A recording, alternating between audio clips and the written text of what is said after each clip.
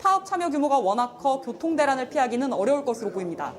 지금까지 경기지방노동위원회에서 MBC 뉴스 김민영입니다.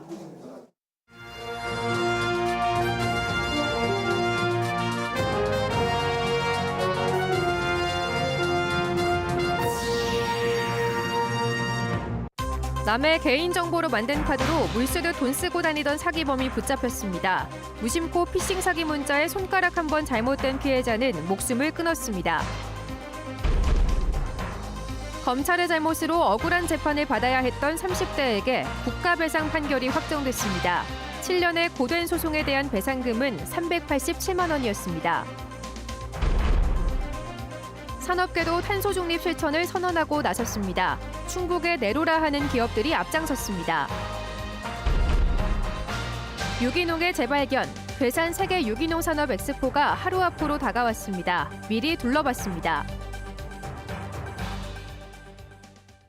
시청자 여러분 안녕하십니까? 계속해서 충북 소식입니다. 택배회사를 사칭한 스미싱 문자로 휴대폰을 해킹해 1억 원을 가로챈 30대 남성이 구속돼 검찰에 넘겨졌습니다.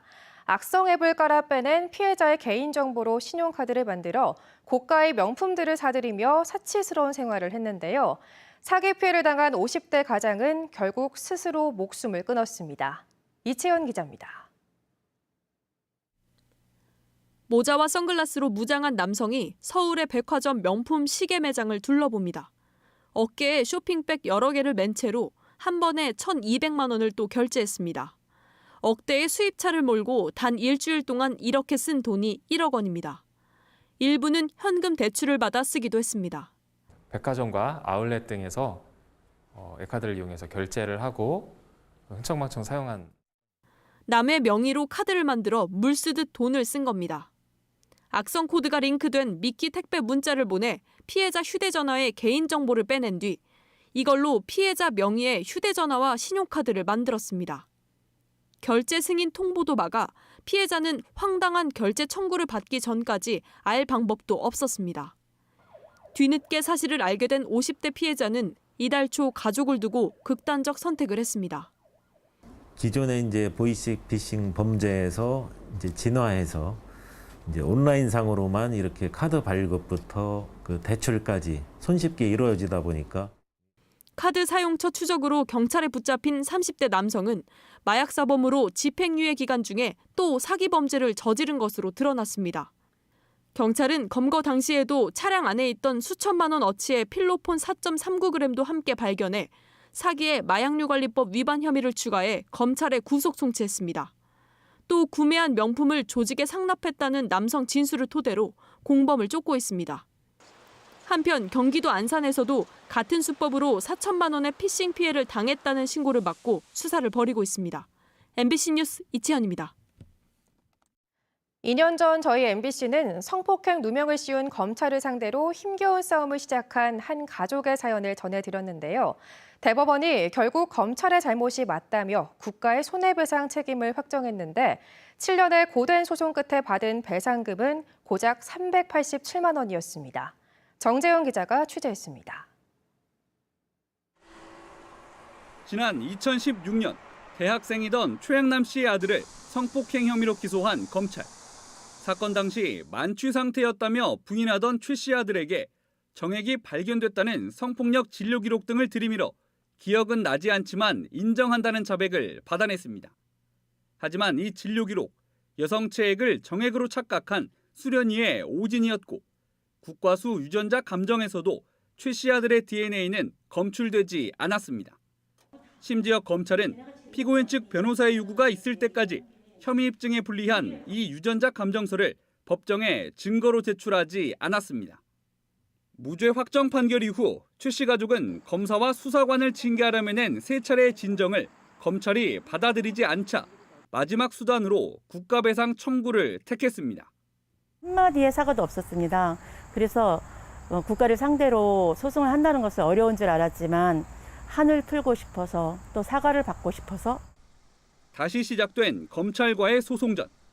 1심 재판부는 검찰이 내지 않은 유전자 감정서가 자백이나 부인, 방어권 행사에 결정적 영향을 미치는 자료라며 정신적 손해배상을 하라고 판결했고 2심 역시 같은 결론이었습니다.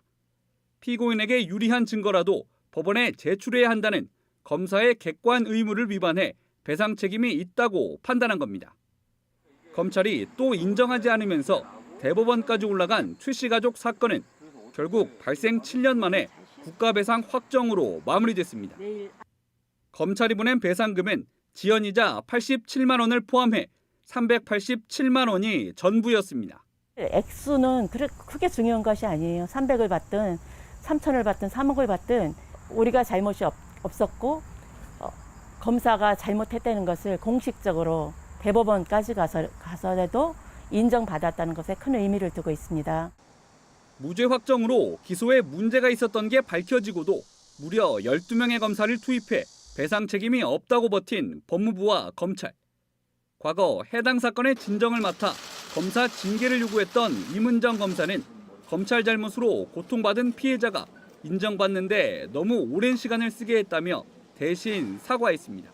검찰에서 이러면 안 되는데 3세판 끝까지 가보자 내지는 내가 있을 동안은 폭탄 돌리기로 버텨보겠다라는 작태를 검찰이 이제는 좀 멈춰줬으면 하는 게 제 생각이고요. 국가배상 소송을 해서 대법원까지 다시 갔다는 것 사실 자체가 2022년 이제 확정됐다는 게 비극이라고 저는 생각합니다. 6번의 소송을 모두 이겨 아들을 지켜낸 최향남 씨는 이제라도 검찰이 387만 원의 무게를 느끼길 바란다며 이렇게 당부했습니다. 저는 약한 엄마예요. 그렇지만 검사를 상대로 6번이나 싸워서 진실을 밝혀내고 승리를 했습니다. 그러니까 힘들고 어렵더라도 꿋꿋하게 용기 잃지 말고 저희처럼 끝까지 싸워주십시오. 검찰은 이번 사건에 대해 대법원 판결 취지를 잘 검토해 검찰의 객관 의무에 소홀함이 없도록 하겠다는 입장을 내놨습니다. MBC 뉴스 정재영입니다. 보은군 공무원이 자택에서 숨진 채 발견돼 경찰이 수사에 나섰습니다. 경찰과 보은군 등에 따르면 어제 오후 6시쯤 군 산하 사업소에 근무하는 50대 공무원이 보은읍 자택에서 숨진 채 발견됐습니다. 경찰은 범죄 혐의점은 없고 극단적 선택을 한 것으로 보고 있으나 정확한 사인을 밝히기 위해 국립과학수사연구원에 부검을 의뢰하기로 했습니다. 최근 감사원 감사를 받은 해당 공무원은 심적 부담감을 토로해온 것으로 알려졌습니다. 방역수칙을 어긴 공무원에게 내린 신분상 징계는 정당하다는 법원 판결이 나왔습니다. 청주지법 행정 1부는 방역수칙 위반에 따른 견책 처분에 불복해 옥천군청 공무원 부부가 옥천군수를 상대로 낸 징계처분 취소 청구 소송에서 원고 패소 판결했습니다. 법원은 공무원으로서 신뢰를 실추시킬 행위를 하지 말아야 할 의무가 있다며 방역수칙 위반은 징계 사유인 품위유지 위반에 해당한다고 판시했습니다. 소송을 낸 공무원들은 지난해 4월 제사를 위해 친척들과 모였다가 5인 이상 집합금지 명령 위반으로 징계를 받았습니다. 2050 탄소 중립이라고 들어보셨나요? 2050년까지 탄소 순 배출량을 제로로 감축하자는 목표인데요. 기후위기에 대응하는 실천 노력은 이미 지역 산업계에서도 시작됐습니다. 이병선 기자입니다. 디스플레이용 고집적회로 필름을 제조하는 청주 오창의 한 기업. 에너지원으로 쓸 스팀을 공급하기 위해 보일러를 가동하는데 10억 원을 투자해 초전옥스 보일러를 새로 들였습니다.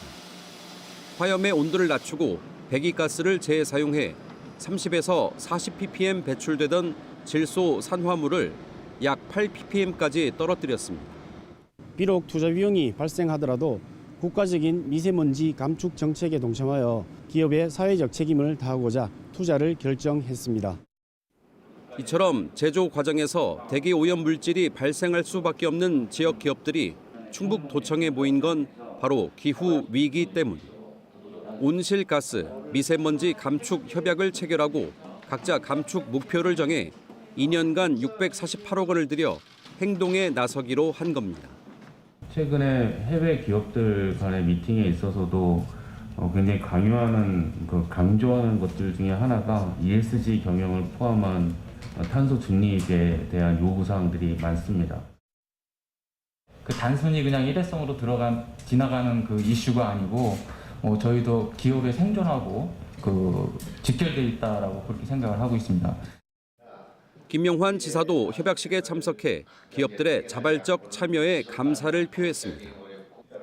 핵심 도정인 레이크파크 르네상스가 탄소 중립의 중심이라며 기업명을 딴 정원 조성을 제안하기도 했습니다. 땅을 10,000평 달라면 10,000평 주고 10만 평 달라면 10만 평 드리겠습니다.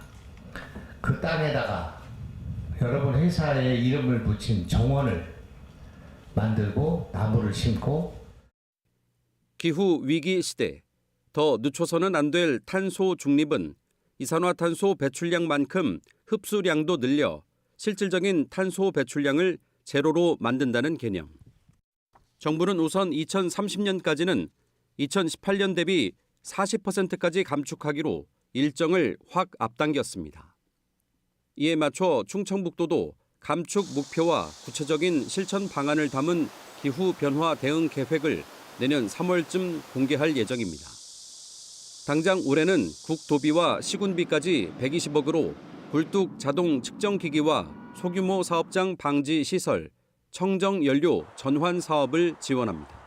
중소기업체에서 이제 운영상에 어려운 점이 있다든지 환경적인 문제에서 그럴 때는 저희들이 찾아가서 그 애로사항을 듣고 그리고 그 문제점에 대해서 저희들이 지원할 수 있는 방안을 찾아서 적극적으로 지원하고. 온실가스, 미세먼지 감축 협약에 참여한 도내 기업은 지난해 21곳에 이어 올해 14곳. 충청북도는 규모가 더 작은 사업장들까지 해마다 10곳 이상씩 확대해 나갈 계획입니다. MBC 뉴스 이병선입니다.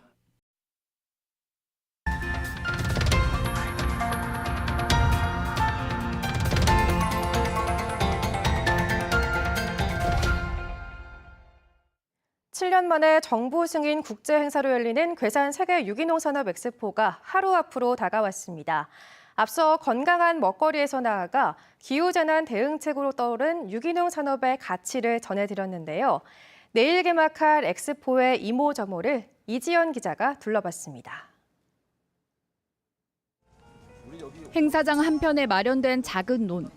태어난 지 한 달 된 새끼 오리들이 논바닥을 거닙니다. 쏘다니며 해충과 벌레를 먹어 없애주고 배설물은 자연 비료로 쓰입니다. 여기저기 붙어있는 우렁이도 마찬가지. 풀을 좋아하는 우렁이는 잡초를 먹어치우며 벼농사를 돕습니다.